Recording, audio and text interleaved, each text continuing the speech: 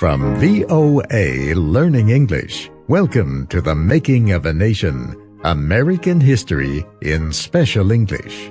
I'm Steve Ember. This week in our series, we continue the story of the United States Constitution.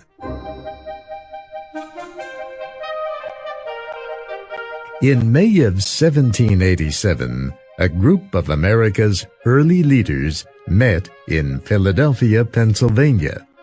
They planned to amend the Articles of Confederation. That document established a loose union of the 13 states.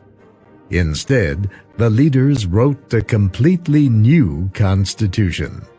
It created America's system of government and recognized the rights of its citizens.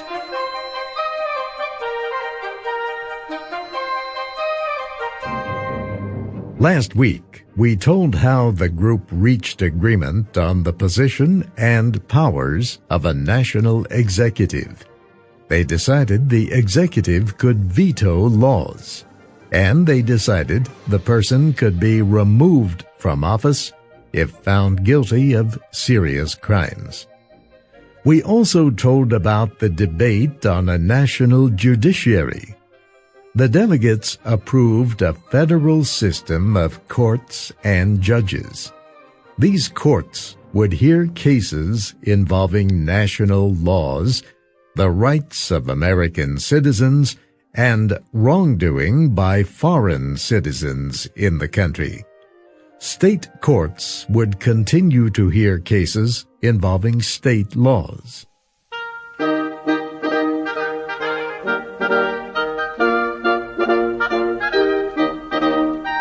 Next, the delegates began to discuss competing proposals for a national legislature.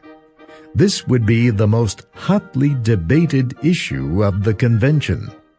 It forced the question of equal representation.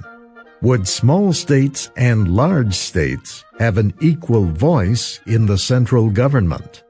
The convention had already agreed that the national legislature would have 2 houses. It had not agreed, however, on the number of representatives each state would have in each house. The large states wanted representation based on population, but the small states believed they would lose power to the large states. They wanted representation to be the same for all states, no matter what the size. One day, Gunning Bedford of Delaware, one of the smallest states, looked straight at the delegates from the largest states. "Gentlemen," he shouted, "I do not trust you. If you try to crush the small states, you will destroy the Confederation. And if you do, the small states will find some foreign ally of more honor and good faith who will take them by the hand and give them justice."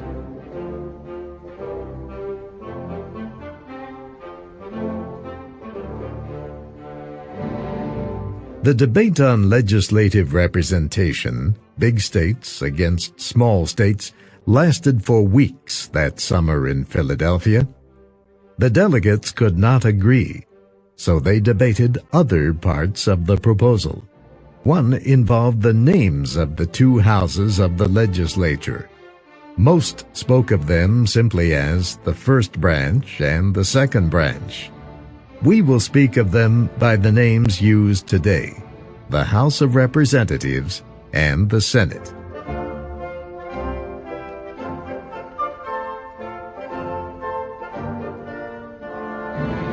Next came the question, who could be elected to the House and Senate?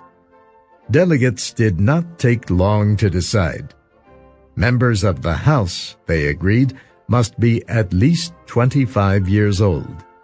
They must have been citizens of the United States for 7 years. And at the time of election, they must live in the state in which they are chosen. The delegates agreed that members of the Senate must be at least 30 years old. They also must have been a citizen of the United States for 9 years. And at the time of election, they too must live in the state in which they are chosen. But who would elect them? The question raised an interesting issue. It concerned democracy. In 1787, the word democracy meant something very different from what it means today. To many of the men meeting in Philadelphia, democracy meant mob rule. To give power to the people was an invitation to anarchy.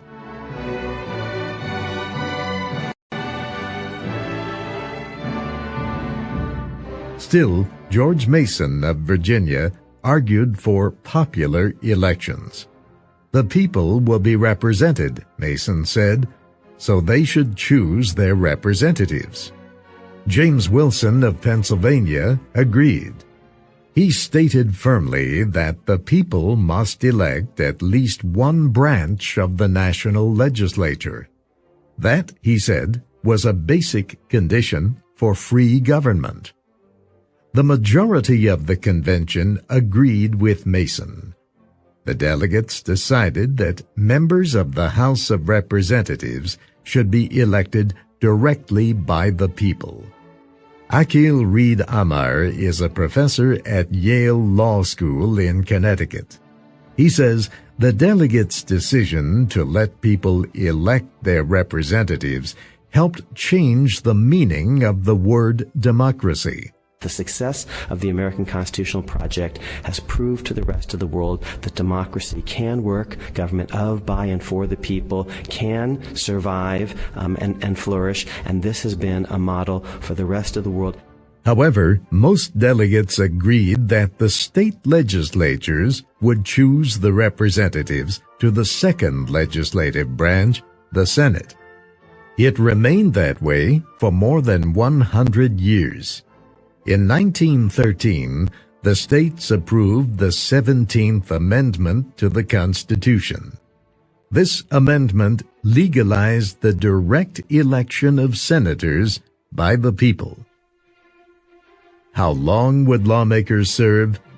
Roger Sherman of Connecticut thought representatives to the House should be elected every year.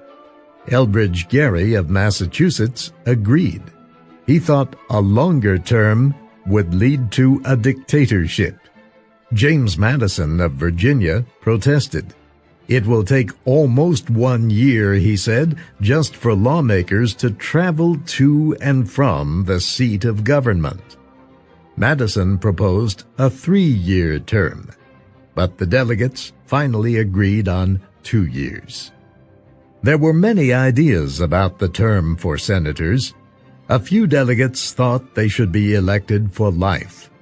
In the end, the convention agreed on a Senate term of 6 years.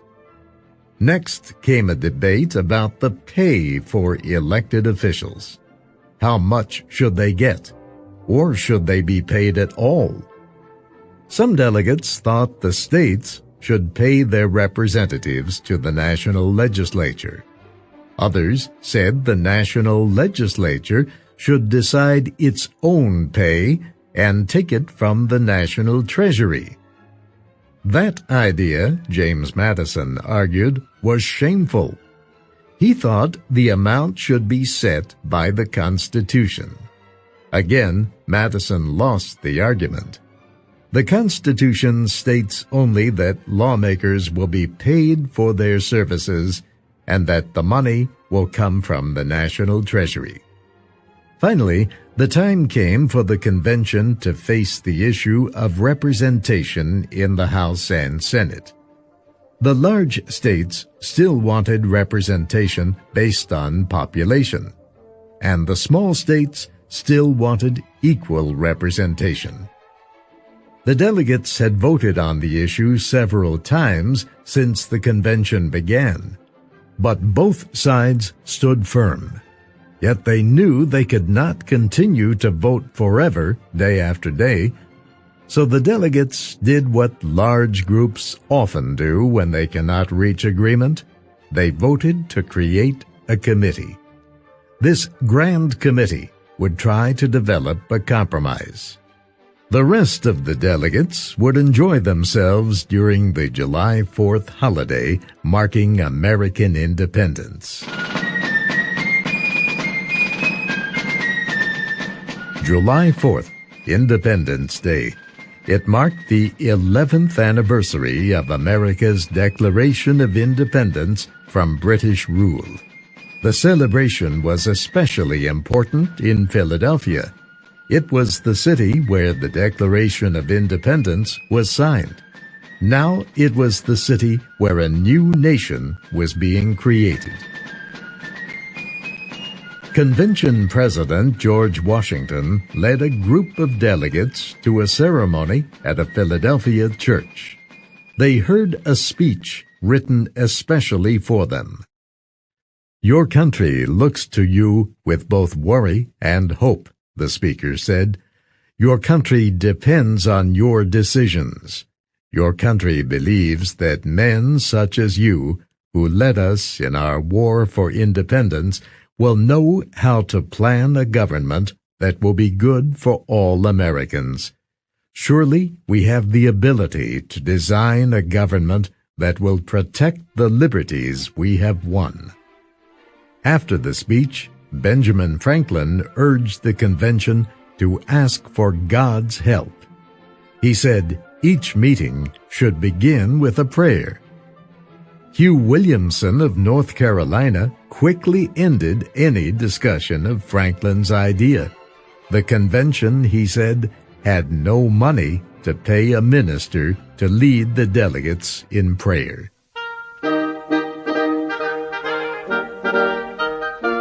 On July 5th, the Grand Committee presented a two-part compromise.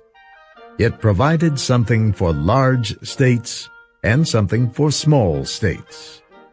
It called for representation based on population in the House and for equal representation in the Senate. The committee said both parts of the compromise must be accepted or both rejected. Delegates debated the compromise for many days. They knew if they did not reach agreement, the convention would fail. Those were dark days in Philadelphia. Later, Luther Martin of Maryland noted that the newspapers reported on how much the delegates agreed. But that was not the truth. "We were on the edge of breaking up," Martin said. "We were held together only by the strength of a hair." Delegates Robert Yates and John Lansing of New York had left the convention in protest. But George Mason of Virginia declared he would bury his bones in Philadelphia before he would leave without an agreement. Even General George Washington was depressed. He wrote to Alexander Hamilton, who had returned to New York temporarily. "I am sorry you went away," Washington said. "Our discussions are now, if possible, worse than ever. There is little agreement on which a good government can be formed. I have lost almost all hope of seeing a successful end to the convention, and so I regret that I agreed to take part." On July 16th, the convention voted on the issue for the last time. It accepted what is called the Great Compromise. But even this agreement raised another problem. If representation was based on population, who would you count? Would you count just free people, or would you count Negro slaves too? How the delegates answered that question of who would be counted will be our story next week.